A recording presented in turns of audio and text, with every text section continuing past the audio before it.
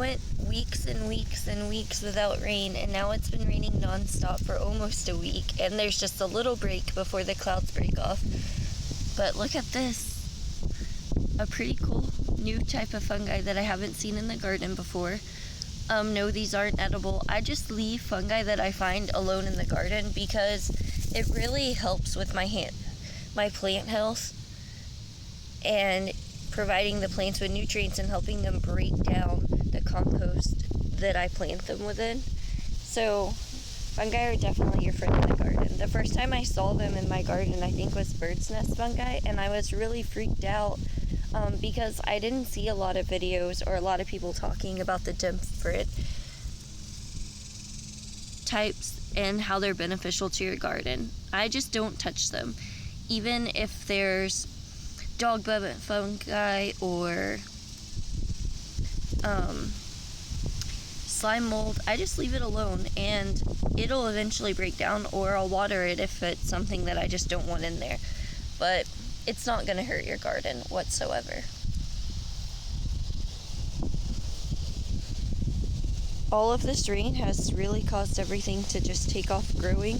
This is the volunteer Tomatillo plant that we have, and look at all those flowers. Now on these, because they are volunteers, I've noticed that the fruit is significantly smaller than on ones that we planted the first year. And so you can see it's just starting to form. There should be enough time for it to form before a freeze, but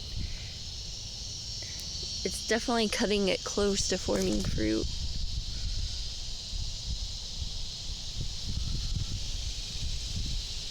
There we go. This is one of the Muscadine Grapevines. It has taken off. All of this growth right here is new, so it's grown over 2 feet within the last couple of weeks with all this rain coming down. That's just mind-blowing to me. I think what I'm going to do is get some kind of cattle panel and run it across here, because I did have wire up, but my dog ran through it and broke it down, so I'm gonna need something that's a lot stronger.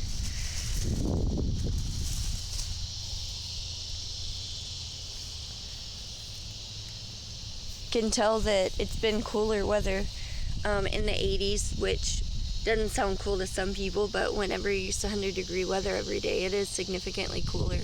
One of our kells is coming back. This is the dwarf curly leaf kell, and it's starting to come back. I've left it in here.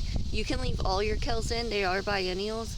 The reason I don't is because aphids and cabbage worms like to attack them during the summer in incredible amounts. So instead of spread aphids and cabbage worms out, I just usually take them out because it's easier with the pest problems that we have. Look here, I found a carrot. I haven't planted carrots since December, so all these are carrots that didn't grow earlier in the year. Not massive, but not bad. Carrots are so funny about how they won't germinate for months on end, and then suddenly you have tons of carrots in your garden all over again.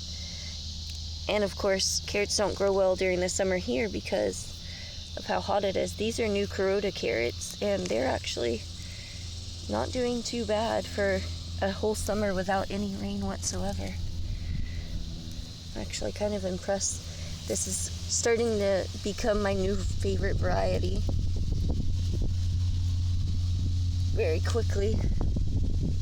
Now, they don't taste as sweet whenever they grow during hot weather, but it doesn't matter because there's some grass getting in here because I haven't been out to weed with all the rain, and everything is growing, including the grass. Now, they're not as sweet when they grow in the hot Texas summers, but it doesn't matter because I cook them in soups, and boiling them makes them sweeter instead of that really strong carrot taste. Look at that, that's not too bad at all. There's still a whole lot more is growing all throughout here. All of these are carrots. Now, when they grow in the winter, I'll come out here soon and plant some carrots. And when those grow, the weather will be cooler, so the tops will be massive, up to 2 feet high. And those carrots, I'll use all the tops to all winter. Oh, this was a purple carrot. Look how I can't replant it. Thought it would be bigger than that, but it's not. It must have just germinated. I can't believe how many carrots are out here this time of year. Still, I think I'm gonna pull out as many carrots as possible, even though they're still really small, and cook them up. I'm trying to get this bed ready because this is the perfect time. Even though it's the end of August, it's the perfect time to really start preparing and planting for fall for me. And so I want to get these beds planted, get a fall crop of peas and beans, and I have a ton of bush beans to grow. That's the easiest thing. And I noticed that even though all these plants are growing very well, the one thing that they have in common is they don't require a ton of nitrogen to grow. And I've noticed that there are a couple of plants, like some of my pepper plants, that are not doing well. And I think it's because the nitrogen is locked up in the soil from the wood that's in the compost, even though it helps keep the soil moist. So I've decided to go ahead and plant some nitrogen fixing plants and legumes this winter, a lot of them, this fall and this winter. And those will produce until December, which is usually when we get our first freeze. And so that's the plan, just trying to better the soil some. And what I'm going to do is, whenever they're done producing, I'm just going to cut them down and throw them on the bed. If they're not diseased, I'm just going to throw them on the bed and let them break down and leave all of the root systems in place to break down over winter. And hopefully come spring, there will be a significant amount of nitrogen in the soil. And I'm also going to do that in the back where the ducks are. This is all of my mint, and you see some of the carrots have grown in between the mint, which has really kept them cool over the summer. I'm gonna do that in the plant legumes in the back, along with a grass grain mix. That way I can feed my ducks over the winter, at least through December, let them forage more, and that should help cut back on grain, but it's really good for them in general. And it'll be good to put those nutrients back into the soil after they eat the plants, and then their manure, they stamp it back into the soil. That'll enrich it, let it sit over winter and break down, and then in those areas I'll be able to grow a pretty good garden during spring. So I'm just going to keep doing that, kind of moving the ducks around and using their manure to grow. Hope it works out. There are a bunch of random plants growing in here, like this one I cut back. It's from the perennial seed mix, the flower seeds that were grown in here, but that got really big. That was one season of it growing, and I think it was, I don't remember exactly what it was. It was a tall green bush with white flowers, but it grew so much. In one season I had to cut it back because it was taking over the whole garden, and it started to produce seed, and I thought, if I let the seed, I'm never going to have any garden space in this garden again. So here, these are white carrots. They came from a kaleidoscope carrot mix that I sprinkled in, and all of the orange and yellow carrots, and then some of the dragon's tongue carrots, they did pretty well. But I noticed that the white carrots don't do well down here in the heat. They need a long growing season and a cooler growing season, and we just don't have that. So Some of these carrots have been growing for 8 months now, and they're still long and skinny. So really, carrots are one of the easiest crops I've ever grown. But they are also one of the worst crops if I don't pick a variety that has tough roots to break through the clay soil and can tolerate Texas heat, which is why I love the new Kuroda, Oxheart, Paris Market carrots. All of those varieties are really good.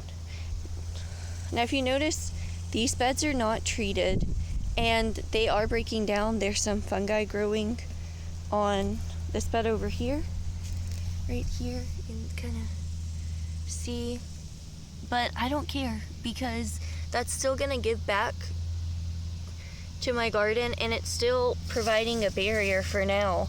And then even when it breaks down, these beds will be so established that it won't matter, and I can always just put some more wood in its place. So it really works out. This bed really came to pass because I bought look at this bee balm. It's gotten huge, and if you watched a couple videos back, I actually harvested 2/3 of this bee balm. It was way bigger than this. And there was hardly anything. There's just like a section left, and now it's doubled in size already. So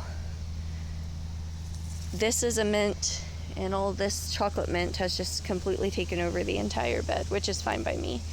There's some time. I had originally brought these shelves to make a big bookshelf in my living room for all of our books and the kids' school books, but they were really warped when I got them. I didn't buy them, I just had them delivered from Lowe's, and they were so warped I decided to build a garden bed, and that was probably the best thing I ever did. That's when I really decided, I'm going to learn everything I can about gardening and start growing food for real for my family. And I want other people to have access to the information that I have such a hard time finding and gathering. That way they can also grow their own food. Look at this. This was a purple Thai basil is what it said. I bought it from a box store and planted it, and this is the 2nd year plant. It's growing, but look at that beautiful purple. This will get really tall and bush out. These basil, I had a basil growing for 10 months out here one time. It grew until January, and then a hard freeze hit, and then come the first week of March, it was warm enough to plant beans again. So, ideally, if you're in a warm enough climate, I'm in 9A, if you're a little bit further south, especially in Texas, you can grow this year round, probably, as long as it's in a shaded area and has plenty of water, so that the Texas sun isn't just beating down on it. Look, there's more basil. These are all sweet basils. These are all volunteers. So that's what I really like about this front garden bed, is that I plant in it year round. It does not get rest. It does not get a break. It is nonstop. It's carrots in the winter, and beans and peas and kale, and then I let the mint grow whenever, and then in between that I'll grow pepper plants and tomatoes and just whatever I can fill the space with. And this is the same way. I just kind of let it do its thing. If anyone remembers these basil plants, I cut way back. You can see where I cut them. I cut a lot of this off. It saved it for seed, and now it's starting to really bush out again now that it's been cooler and had more rain. Everything's really growing. This is sweet marjoram. How cool is that? So this is all my son's garden bed right here. It's a little triangle in between, and it wasn't always mulched in like this. I put compost and mulch on top of, laid down some paper bags from Aldi's and put compost and mulch on top of it all around to help suppress the weeds. And as it breaks down, it'll also enrich the soil around here. And it's actually worked wonders, which I'm pretty impressed by, I have to say. It makes you happy, the little things that help your garden grow so much. And this right here is some of the carrots that I've harvested. Some are small, but like I said, I eat all the greens, so it doesn't matter. This is not the ideal to grow carrots. These are just carrots that were left over that waited to germinate until summer when the weather was too harsh for them to grow. And there's still a ton in here. But I'm gonna go ahead mid-September and start really sowing new Kuroda carrots and scarlet and ant carrots, and just have thousands of carrots like I did this winter. And if you look at my Instagram, you'll see on Ashwood Urban Homestead on Instagram, you'll see a bunch of, well, I'm trying to get this carrot out because it's probably a pretty good size carrot, at least in width. So if you go to my Instagram, there are pictures of the buckets of carrots and just how many carrots I harvested in spring.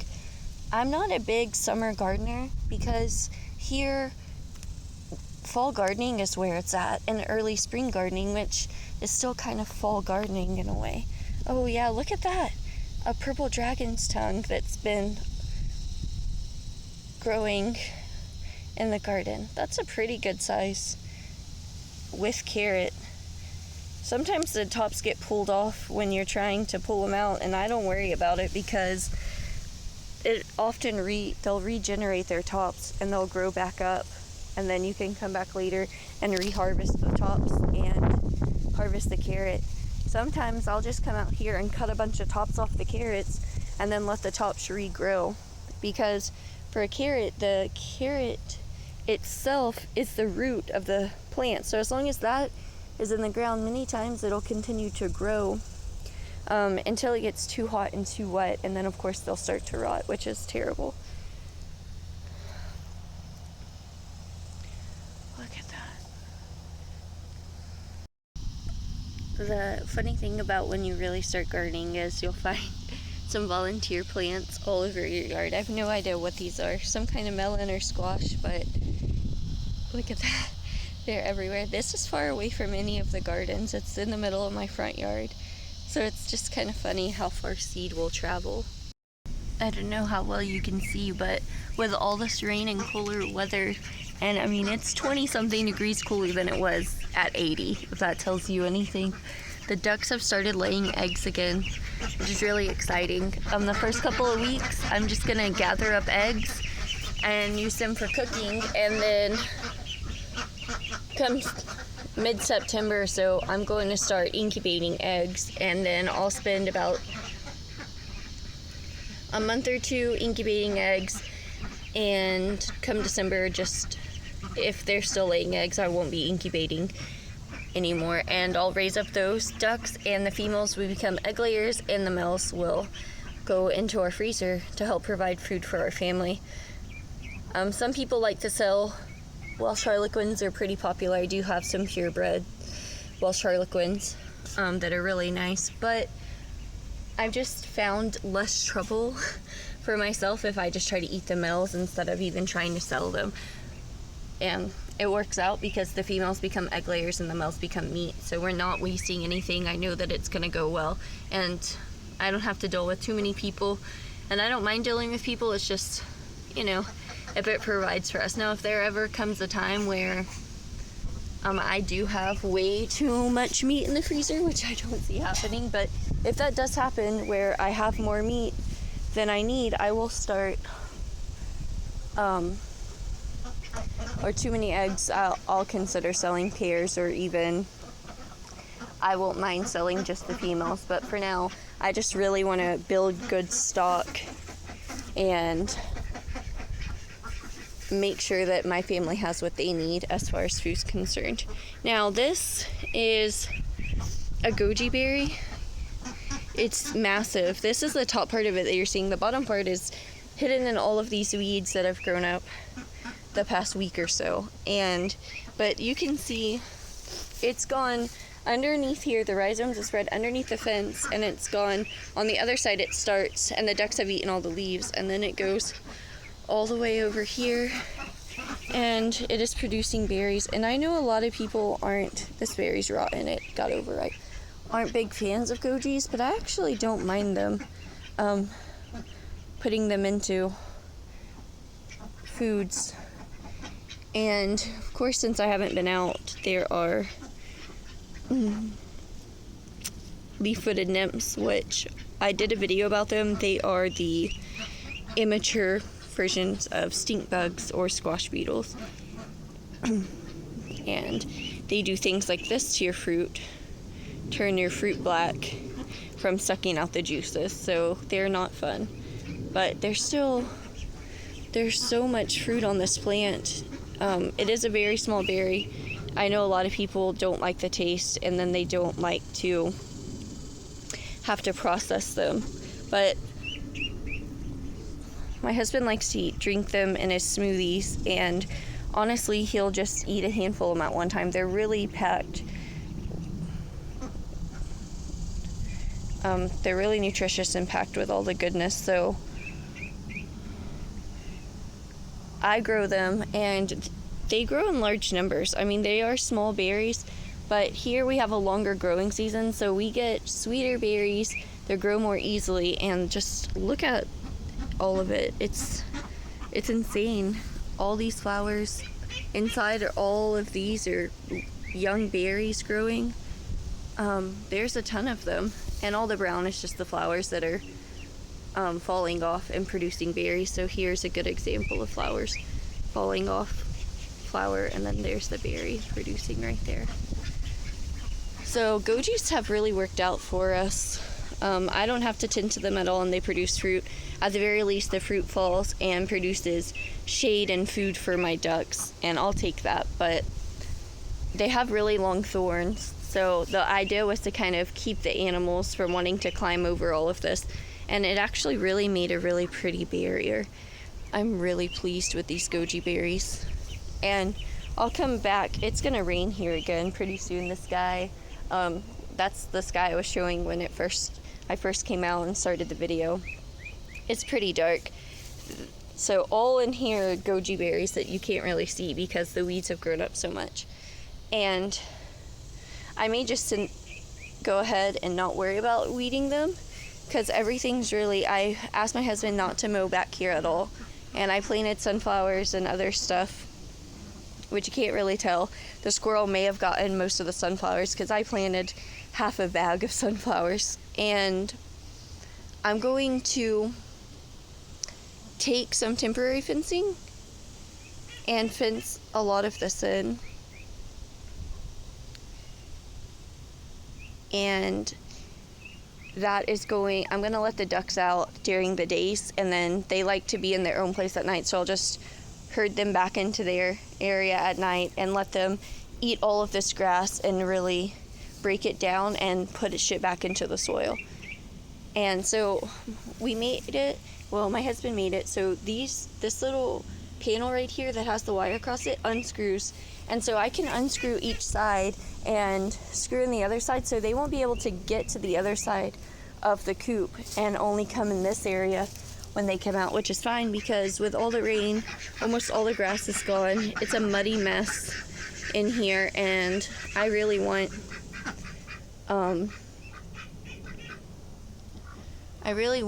to plant this, let it settle, put some cover crop on it, and plant it out.